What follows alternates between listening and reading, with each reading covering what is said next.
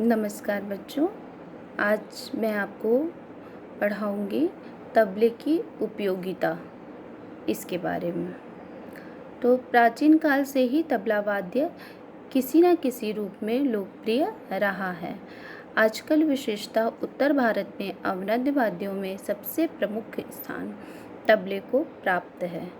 इसके पूर्व में यह स्थान पखावज को या मृदंग को प्राप्त था, परंतु जैसे जैसे ध्रुपद धमार की गायकी का प्रचार कम होता गया, उसके जीवन साथी पखावज या मृदंग का भी प्रचार कम होता गया।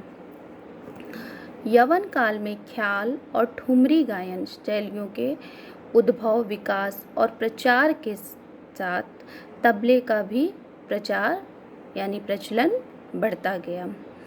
आज तो तबले का प्रचार इतना अधिक हो गया है कि जहाँ कहीं पखावज या दूसरे अवनद्य वाद्यों की आवश्यकता होती है, वहाँ तबले से ही काम निकाल लिया जाता है।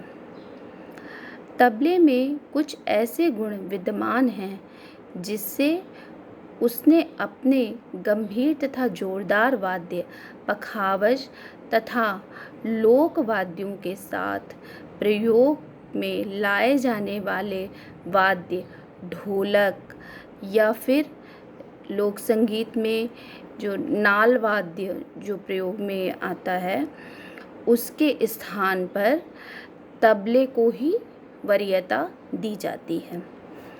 यही कारण है कि आजकल जहाँ कहीं ध्रुपद धमार के गायन का प्रदर्शन होता है या फिल्मी संगीत हो, लोक संगीत हो, भाव संगीत का कार्यक्रम हो, वहाँ तबले के प्रयोग से ही काम भली प्रकार से निकाल लिया जाता है।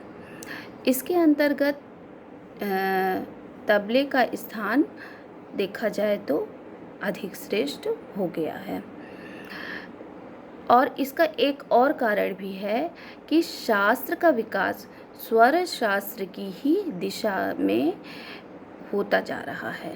जैसे गायन और दूसरे वाद्यों का प्रचार प्रसार हो रहा है, उसी प्रकार तबले में भी इसका शास्त्र पक्ष काफ़ी मजबूत हो गया है। तो एक कारण ये भी है इसके प्रचलन में ज़्यादा आ जाने का। जिस प्रकार गायन में या दूसरे तंत्र वाद्यों में स्वरों या रागों का विस्तार होता है, उसी प्रकार तबले में कायदे, पेशकारे, रेले आदि का विस्तार होता है। गायन के प्रदर्शन में जिस प्रकार पहले आलाप, फिर स्थाई, फिर अंतरा तथा बोलतान, ताने ली जाती हैं, उसी प्रकार तबला वादन में पहले पेशकारा, फिर कायदे, फिर टुकड़े, फिर रेले, ये सभी बजाए जाते हैं। इस तरह से आप देखेंगे तो आपके ही आसपास जो भी सांगीतिक समारोह होते हैं, शादी ब्याह के फंक्शन में जो ऑर्केस्ट्रा वगैरह होता है, या फिर आपके यहाँ जो भी रामायण, भागवत या इस तरह का कोई भी सांस्कृतिक कार्यक्रम हो, तो आपको वहाँ आसानी से तबला वाद्य देखने को, सुनने को मिल जाता है। तो यही है आपके वाद्य की उपयोगिता।